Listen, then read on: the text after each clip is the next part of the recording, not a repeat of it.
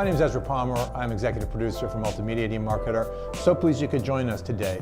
Before we get started, I want to thank our sponsor, Criteo, for making this webinar possible. And I'd also like to thank Brand Live, which provides the streaming platform that we're working on today.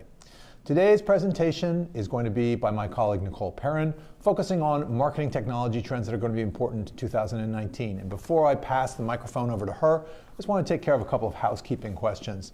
First of all, while you're watching, don't worry about taking notes. Remember, tomorrow we're going to send you a link to view this video, and also we'll send you the slides that you'll be seeing during the presentation. Secondly, we encourage you to send questions in.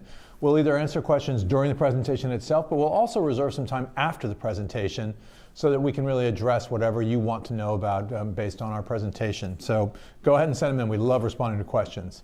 With that said, let's turn the microphone over to Nicole and talk about marketing technology trends in 2019. And I'm going to go through a lot of data. Don't worry, don't take notes. You'll get this presentation afterward.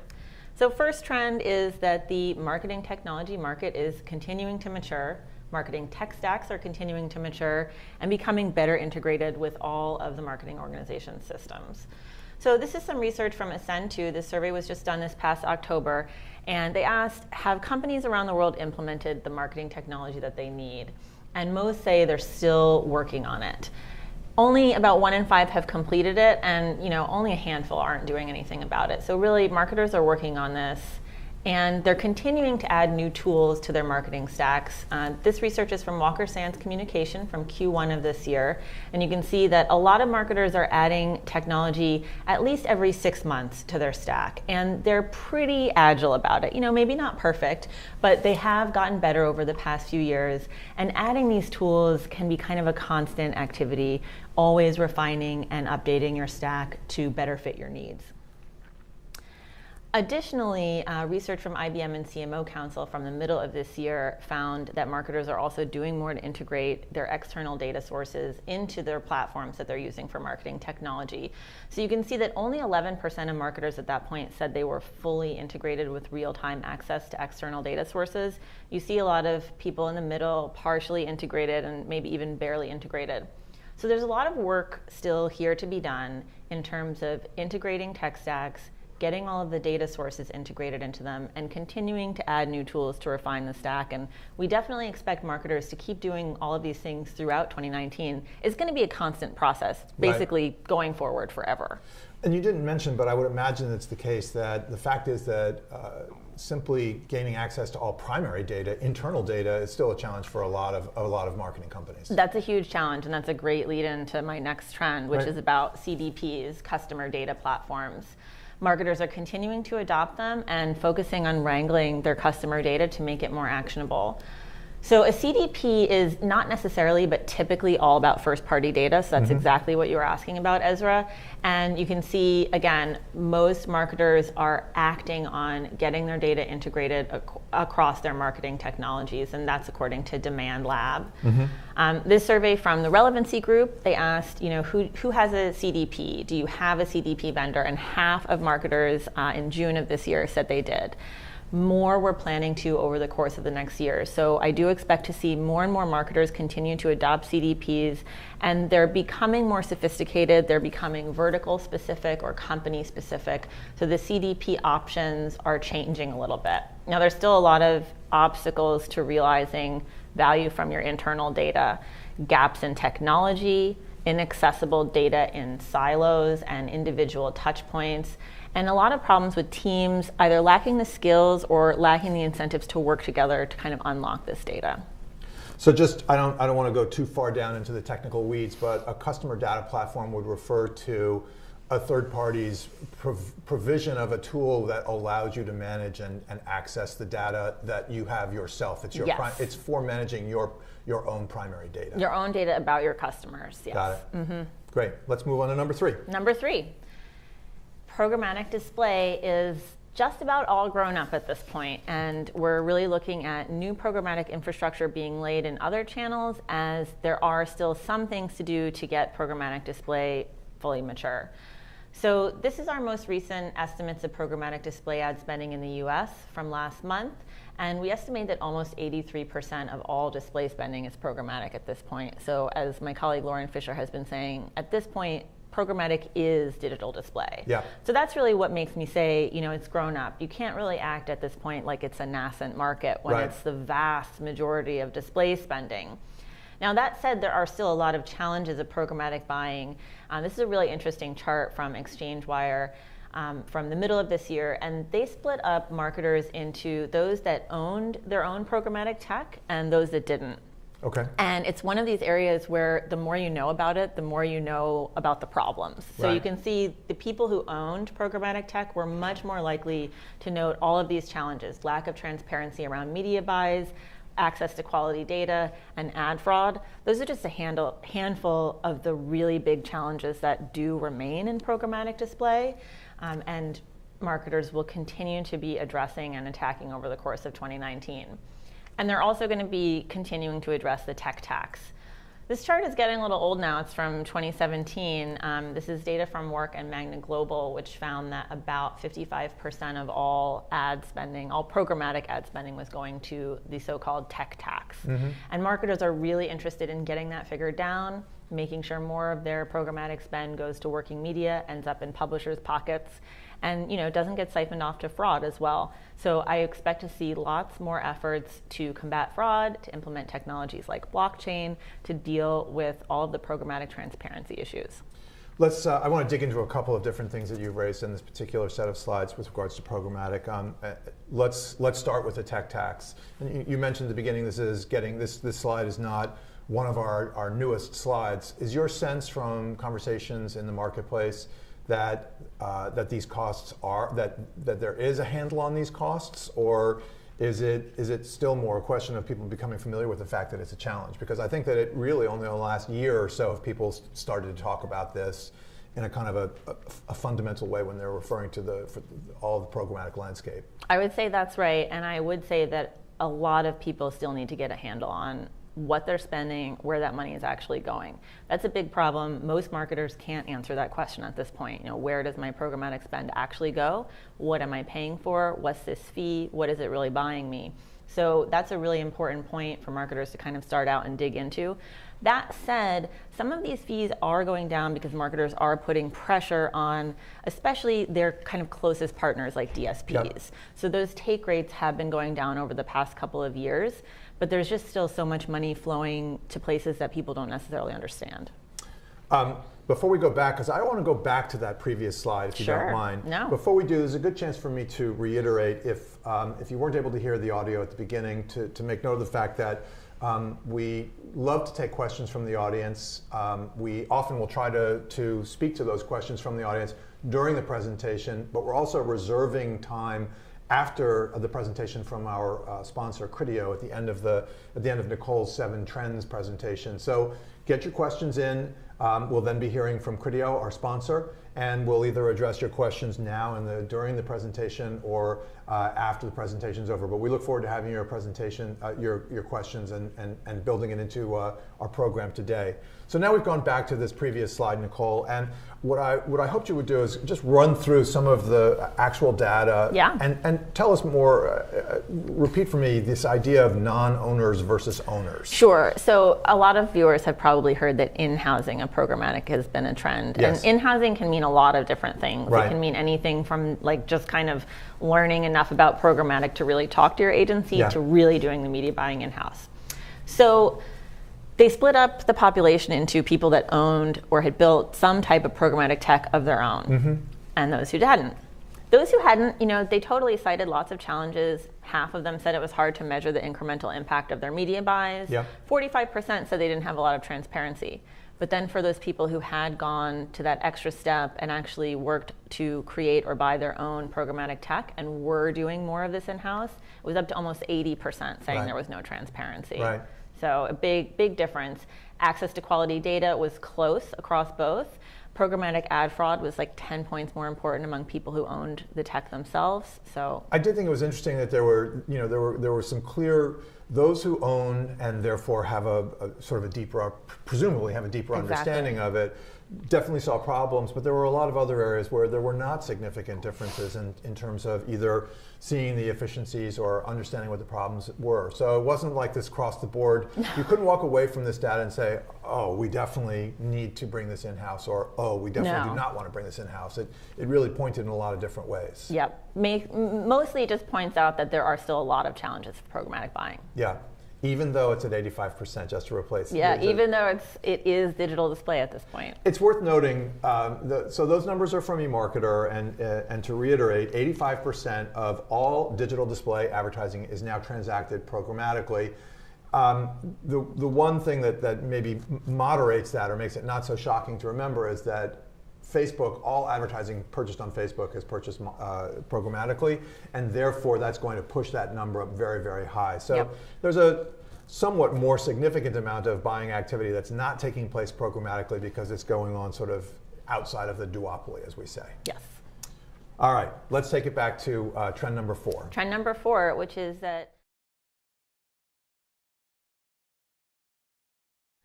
for those who aren't that familiar with account-based marketing, it refers to a way that B2Bs are addressing their customers by really focusing on a company as opposed to individual people and figuring out who is at the company, who all the roles are, how it all fits together, and using that information to take leads through the nurture process. Mm-hmm. So ABM has been maybe a little bit of a buzzword for a while, but our B2B analyst, Jillian Ryan, is confident that at this point it is really being implemented by an enormous number of B2Bs.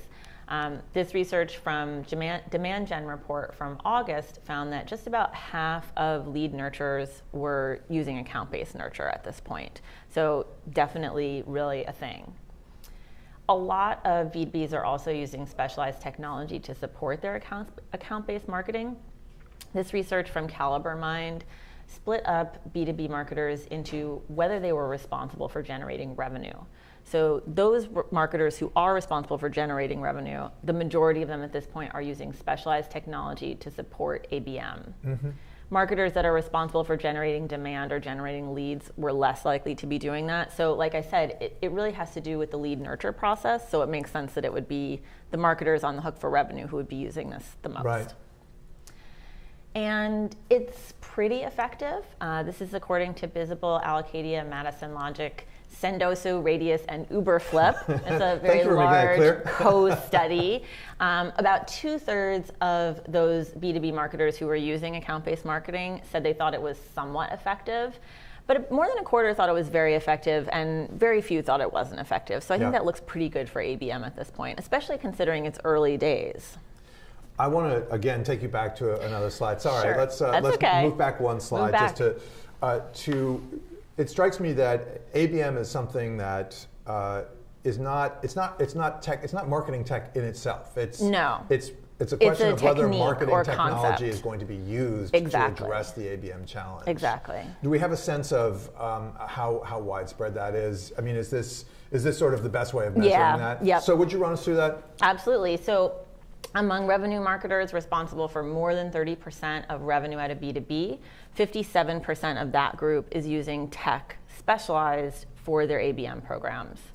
Okay, so that's what I thought you said, and I have to say that to me that seems low. Does that seem low to you? It's new. So I think we should expect to see this number grow. Mm-hmm. It does take some time for companies to adopt new marketing technology.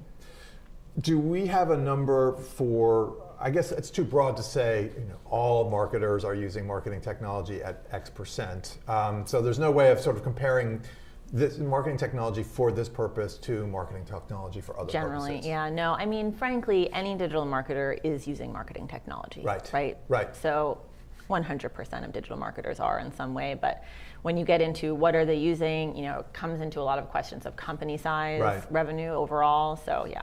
Okay, fair enough. Let's go on to trend number 5, Nicole. Great. So this one is about artificial intelligence and machine learning, which are also kind of buzzwords still.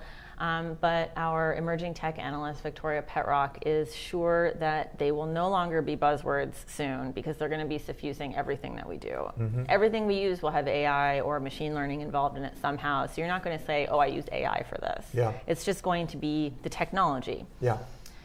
So a lot of marketers are still just getting started using AI and machine learning. This research was from earlier this year, also from Walker Sands, and only 11% said that they had fully implemented these technologies. But more were partially, and more were just getting started. And there's a lot that still didn't have any plans.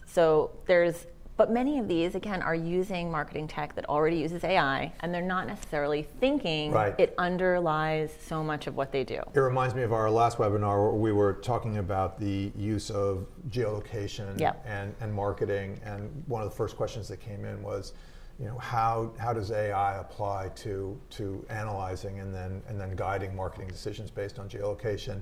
And the answer was, it's not possible without AI. Exactly. It just isn't going to happen without AI. So when you see data saying, oh, we don't use AI, I think a lot of people aren't realizing how much AI is running sort of under the surface, or essentially is what's running all of the programs that they're working with vendors and with partners. Yep, it's already in the background. Yeah. And so this research from Accenture, SAS, and Intel really just kind of shows how many areas of the organization and capabilities will be suffused by AI and machine learning. So more than half of respondents to this survey were already deploying AI in external communications, marketing and sales, customer interactions, HR, and security prevention. So additionally, lots were considering adding AI to tons more systems. I chose not to highlight any particular rows on this chart, which is loaded with data, because really the whole point is all of these areas will have AI and machine learning behind them in the coming years. But do highlight for us a couple of the ones that that you think are most interesting. It's a lot to read, and I think it's hard to look at a chart like this on the screen and not just be lost. So. Sure. So like I mentioned, external communications, including marketing, 71% are already deploying there. An additional 10% are planning to. Yeah. And then marketing, sales, 66% deploying, and an additional 16% planning to. So we're definitely talking about 80+% of companies that plan to be using AI for marketing. Which is pretty incredible when you look at the previous chart where 11% said that they're, and I can't remember the number, 50, 60% are just not even saying they're not even touching it. So again, maybe a little bit of a conflict between people understanding what they're doing and not realizing what's going on with their partners and their vendors. Yes. So. Trend number 6. Trend number 6. Data regulations. So as customer data continues to be a major focus, as we talked about earlier, the GDPR and other regulations can't be ignored. So for anyone who's been asleep for the past 6 months or so, that's the General Data Protection Regulation, which is an EU law that went into effect in May of this year.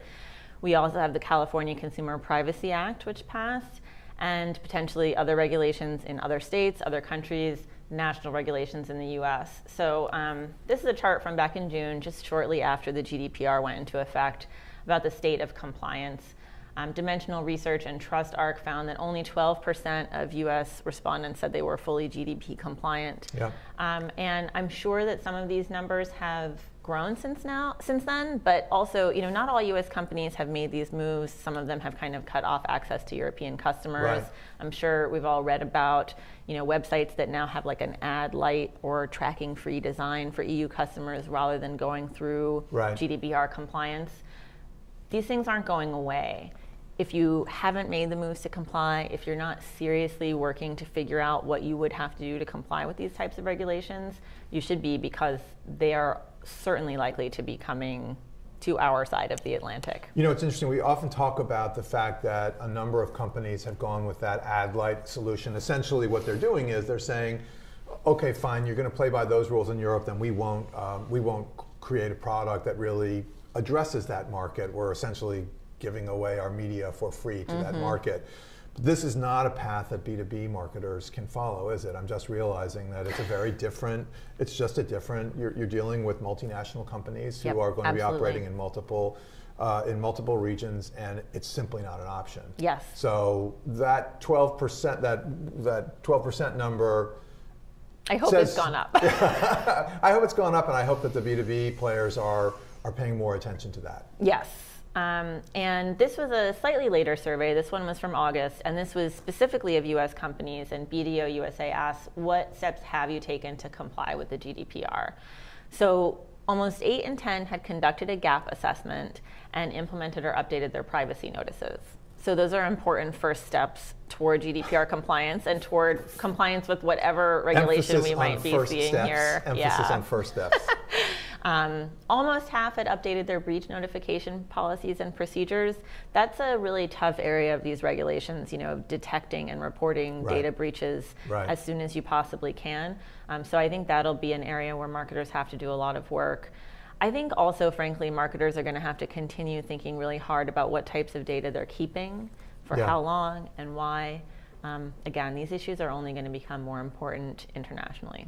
Which raises interesting questions going back to, I think, your trend number 2, which is the customer data platforms.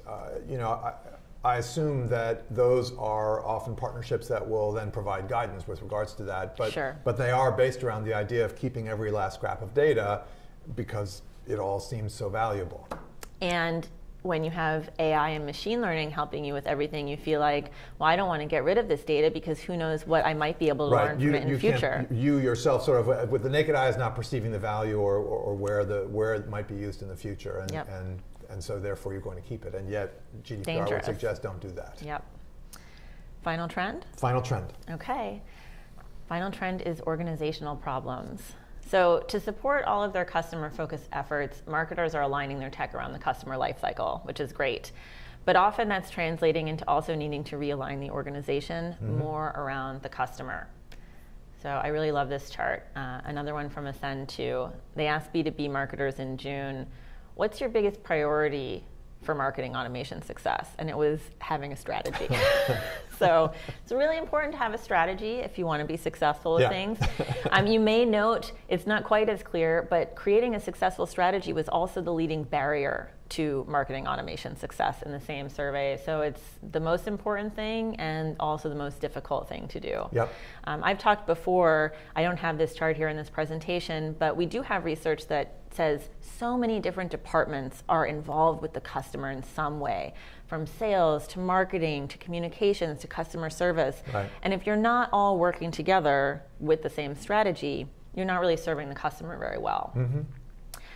This survey is from Workfront from over the summer, and they found that the most common sources of conflict among departments and teams at work is conflicting priorities. So again, it all goes back to having a strategy. If you all have the same strategy with priorities that are aligned to that strategy, they're not going to conflict.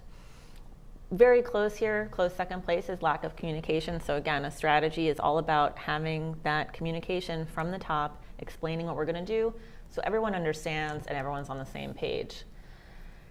And my final chart of the day, this one's from eConsultancy and Adobe, and this is a longitudinal survey that they did in 2017 and 2018 about the barriers to digital transformation.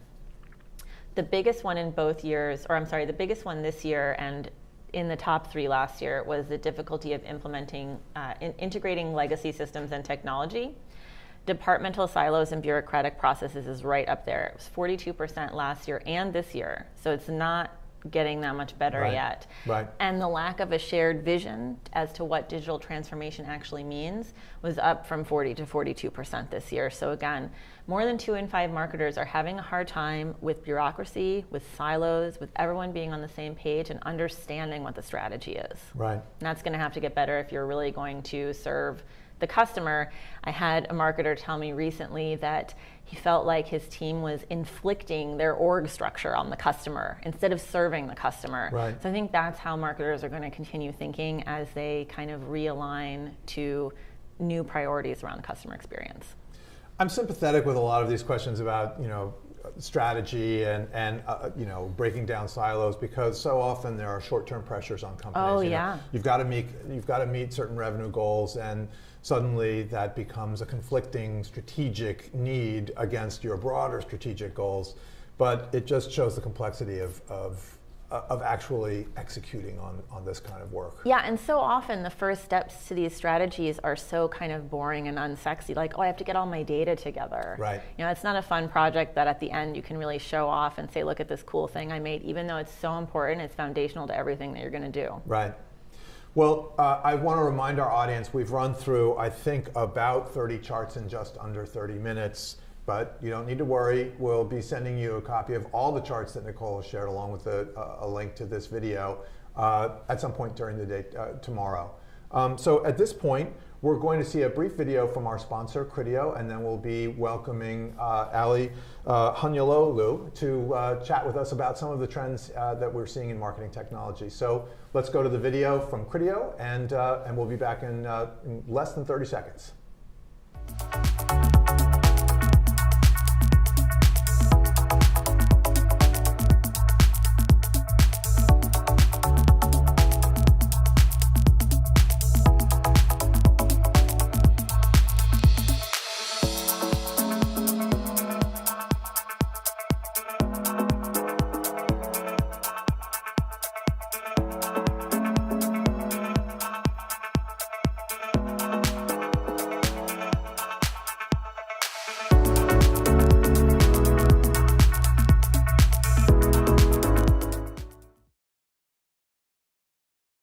And I'm pleased to welcome from Criteo our sponsor, Ali Hanyalolu.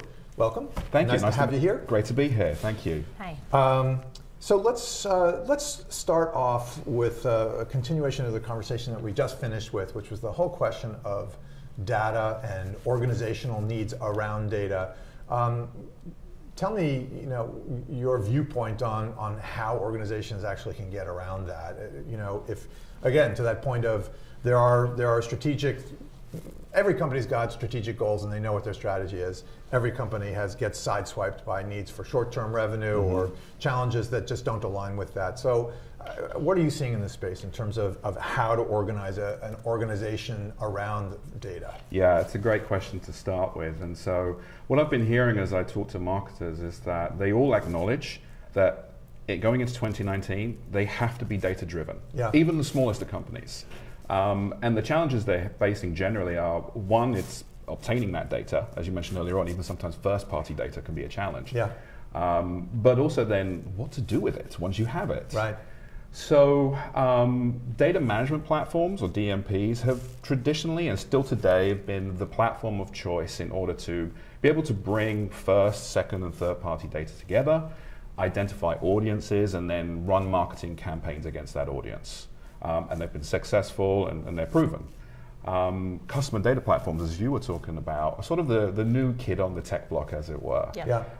Because it's not just bringing together marketing technology, or marketing data, I should say, but data from other sources that you mentioned, Nicole, like from sales, like a CRM, point of sale, financial systems, support, loyalty, and so on. Bring all that together. Why? So we can have a more complete picture of the customer that we want to go after. And therefore, from that, be able to think about our marketing activities and campaigns from an end-to-end, or what is sometimes known as a full funnel approach. So that it's not just about, hey, how can we get them to buy our products or services, but how can we inspire and delight them throughout the entire journey that they have with us. So let's talk a little bit about what it is that a company needs to do in order to make that happen. I mean, I feel that, as you said at the beginning, everyone is going to need to be a data-driven company. And I think that a lot of companies have recognized that in the past, let's say, 12 to 18 months. It's that data, the quote, data is the new oil. Yeah. But what are you seeing companies doing to make that happen? I think companies are, they're looking to either tech vendors or their agency partners to help identify what are the touch points where we can start to collect data about our customers to get that understanding. That's one aspect of it. Yeah. But then what is the technology that we can use to bring that together in order to get understanding and activate that appropriately at the right time? Most companies actually cannot do this on their own. Only the very largest of retailers, let's say, and others out there could potentially do this themselves. But most cases, they need to be looking at multiple technologies and looking at those that can collaborate together to be able to build that picture. Okay. Let's step back. I can't remember which trend this was. I think trend number 3 with regard to programmatic. Yes. Programmatic at this point, as you saw from eMarketer's estimates, are making up 85% of all digital display advertising. Nevertheless, I think that even as it's grown to essentially become the dominant transactional method of digital display, there are massive questions and concerns about trust within the ecosystem, the transparency. what do you see going on in that space? Yeah, another word that I hear often is control. Yeah. Marketers want greater control. Right. And so I'll often ask, like, well, what do you mean by that? Why are you looking for control? And a lot of it is just down to transparency, as you said. They want transparency into where is their budget being applied? Where is their brand and their products and services they have being seen? Is it being seen in the right kinds of places? These are good questions to ask. And yes, programmatic is very much predominant on the display side, but as new channels become programmatic as well, so if you think about TV, for example, which is already programmatic today, but there'll be others as well, the answers to those questions become more complex. And so marketers need to be looking at their partners who are able to provide that level of transparency so that they can then get trust with their customers, ensuring that their brand is seen exactly as they intended to. Makes sense. Let's talk about artificial intelligence. As you heard, our lead AI analyst, Victoria Petrock, feels that you shouldn't even talk about AI as its own thing any longer. It's sort of integral to everything that's happening in the marketing ecosystem. Is that the way you look at it as well, Criteo? Yeah, Criteo has always been about that. Yeah. It started with machine learning and it continues to be that as well. AI has become such a common buzzword these days, hasn't it? And you're right, it's because it is prevalent everywhere now.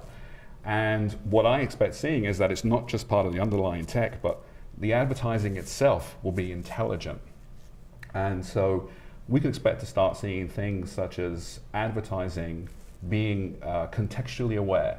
And what I mean by that is not just content scraping or something called pre-bid insights, but actually being aware of the context of the consumer, for example, and being able to not just predict what we want to buy or act on now, but what we want to do next, whether that's a week or month in the future.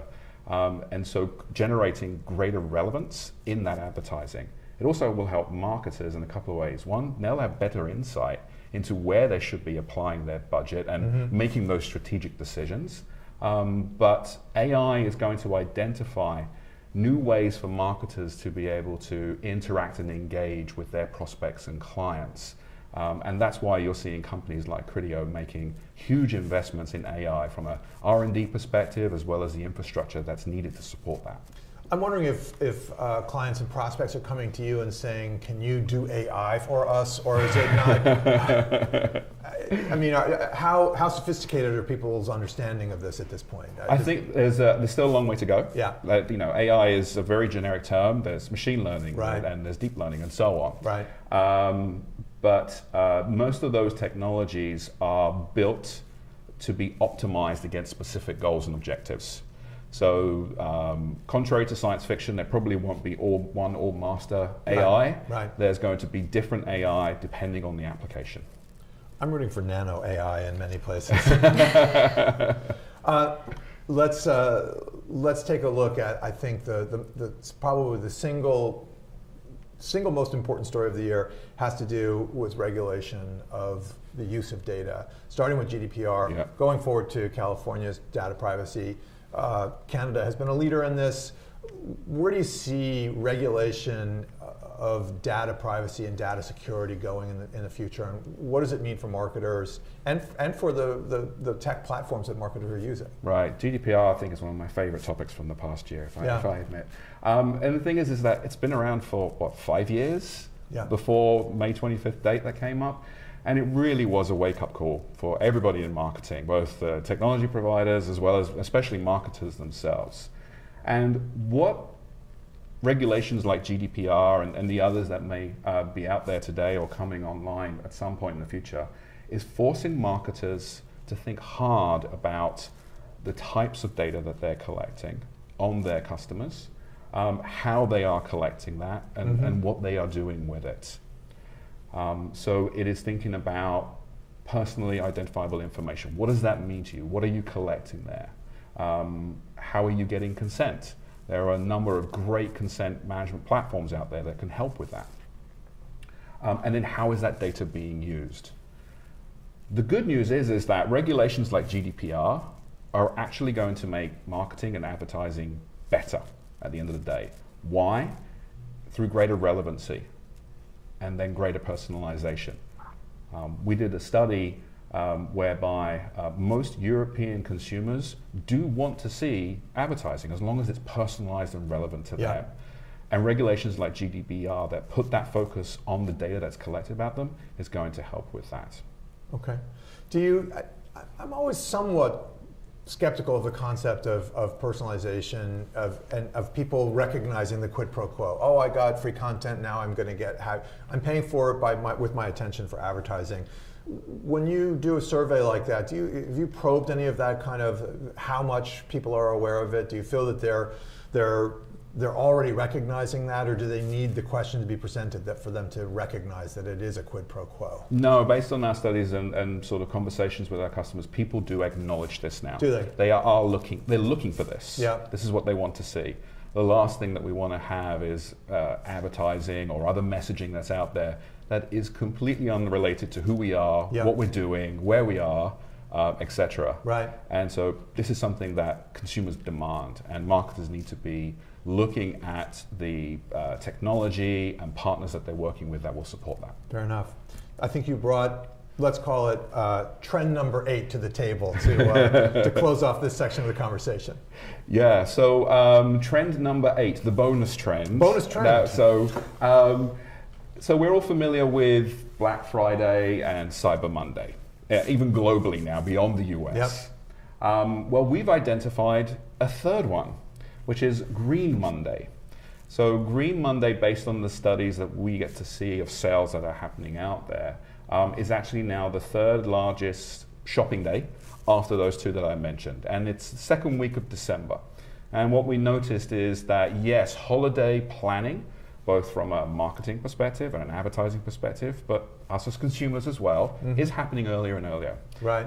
But it continues into that December period as we get a lot of last-minute shoppers in the run-up to the holiday season. And so what we've identified, that there is this big period of spending, and it's something that we're recommending our clients in advertising and broadly in marketing as another opportunity for you to take advantage of as you think about your strategy. Don't just end it at Black Friday or Cyber Monday, it can continue on.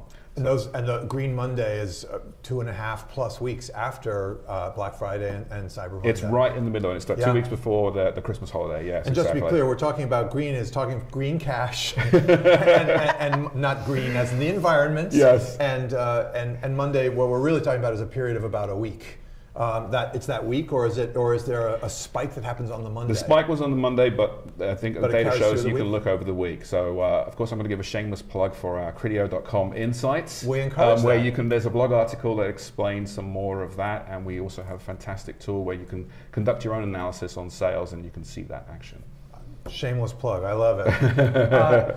We've got time for a couple of questions from the audience. I want to start off with let's start off with one that's fairly straightforward, Nicole, that was just asking us to clarify some numbers about our programmatic, specifically with regards to TV advertising, and asking, that's something that's long been rumored, that programmatic is going to take over the world the way it's taken over digital display advertising, but that really hasn't happened yet. So do we expect a transition like that to happen with TV advertising anytime in the near future? Well, we expect it to happen. I don't know about near future. We do expect it to take some time. I mentioned that my colleague Lauren Fisher is now covering as this programmatic infrastructure is laid in some of the other channels, including TV, including out of home, including programmatic audio. I think we've seen a lot of strides in programmatic audio this year, Pandora and Spotify, and I just read about, I think it was Oath launching programmatic audio marketplace earlier this week. And TV, when she did her research on programmatic spend, she found that about 10% of programmatic was going to TV at this point. So it's definitely getting up there, getting more than it was. A few years ago, it was more like 1 or 2%, or we're not really doing this yet. But it takes a long time to lay these programmatic pipes, to get everything connected, to get everyone ready to start transacting differently. And TV broadcasters have a lot to lose potentially if prices go down as they shift to programmatic. So I think we'll see people be quite cautious about this. Okay. Got a couple of questions just coming in just now that are relatively technical, and so I apologize in advance, and I'll put them out for the conversation between the two of you. First from Nick, how do you see marketers managing their data between CDPs on the one hand and DMPs? Do you see that relationship evolving over time? So from what I've been seeing today, they're pretty much complementary. Okay. They are right now addressing two different needs. As I said, DMPs are very much about audience targeting and connecting that into your rest of your marketing stack. And CDPs today about just building that overall customer picture, primarily based on first-party data, as you said, not necessarily so. Over time, there could be a merging of those two. Yep. Okay. Agreed. Great.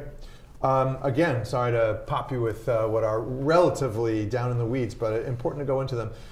Nicole, this is going back to the conversation about ABM. When you talk about specialized technology to support ABM, are you talking about marketing automation tools, or are there other technologies that help support ABM? There's also sales tech that's not just marketing automation that supports ABM. Any type of sales tech that is really looking at accounts, looking at who are the roles in those accounts, how are we trying to penetrate them, how can we nurture them as accounts rather than as individual leads. Okay. Let's talk about, I don't know if you had anything to add to that. Nothing to add. Let me to jump forward, sorry. I want to step back and look at the challenges with programmatic, not having to do with TV or whether it's going to migrate into other forms, but specific to digital display. Someone's asking about what progress marketers can be expected to make in 2019 in dealing with the remaining challenges, specifically ad fraud or inclusive of ad fraud. Okay, so I think we're going to see significant progress on transparency. Marketers are definitely pushing for this quite hard.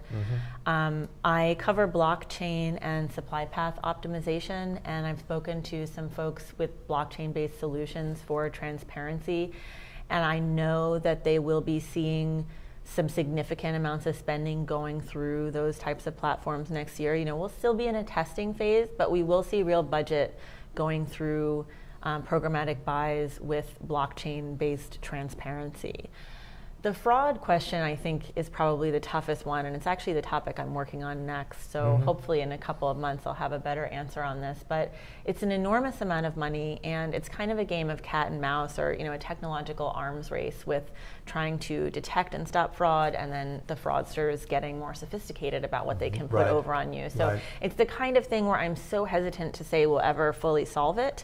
I don't want to say never, you never know, but it's a huge problem, and I think there's a lot of work to be done on the fraud front. What I have heard this year is that marketers are starting to really feel pressure to deal with it because now digital is getting real money, which I kind of thought was happening for a few years, right? But what seems to have been the trigger for that this year is people are feeling that more TV budgets are moving into digital. That's that real money idea. And then there is a lot more pressure on it to not having that waste through fraud. Ollie, what do you think? It's a tough problem. I agree with that. But there are lots of good steps that are being taken and will continue to. So organizations like the IAB, the Interactive Advertising Bureau, and their ads.text initiative is endeavoring to create greater transparency into who are the trusted publishers and advertisers that can work together. There are also alliances that are being formed with the same purpose in mind so that we can build mutual trust within the ecosystem.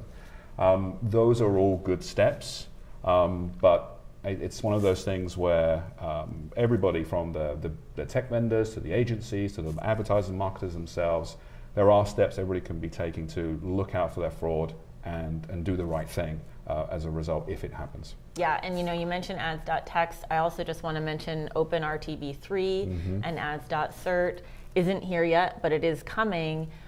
But it will also still take people some time to upgrade once it is fully released. So that's another thing is, making sure that you're always up to the latest standards in these things is a big deal. Agreed. So we're down to the very last minutes here. We're going to take one last question. And unfortunately, it uses a buzzword that could take us in a million places, digital transformation. The question is, how are marketers addressing organizational problems that might arise from digital transformation? I know we have limited time, so, I encourage you to keep your answer brief to this very, very broad question. Let's start with you, Nicole. Well, I think this kind of goes back to what I was talking about in Trend 7 around aligning the whole organization, not just the marketing team, but the entire organization around the same strategy, being clear about what that strategy is, and making sure that the incentives that the teams have actually add up to that strategy. Because it's so common to see teams that are not actually incentivized to work together. Instead, they're sort of competing with each other or simply working at cross purposes in some other way. So it's really important to make sure that your strategy isn't just like a thing that you say. It's implemented in terms of, my team is being evaluated on KPIs that actually will build to that strategy. I'm going to reiterate something that you had mentioned earlier on, which it sounds redundant, but becoming customer centric. As opposed, well, why wouldn't you be? But a lot of organizations, they are organizational centric, or they may be channel centric. And so organizations need to be taking a step back when it comes to defining their strategy and looking at their customer's journey and what their customers are trying to do across every possible touch point. If they look at that approach, they will find that they'll be able to much better delight those customers along that journey. Thank you so much, Nicole. Thank you, Ali. Thank you. Thanks again to Criteo for making this webinar possible. Remember, we'll be sending you a copy of a link to the video of this webinar and also all of the charts that we've shared with you today. I want to remind everybody that we're going to be doing our next webinar 2 weeks from now, November 29th, and we'll be looking at the CPG sector and trends for 2019. So if you're interested, please go sign up. You can find that at emarketer.com/webinars. For eMarketer, I'm Ezra Palmer. Thank you for joining us, and we'll see you next time.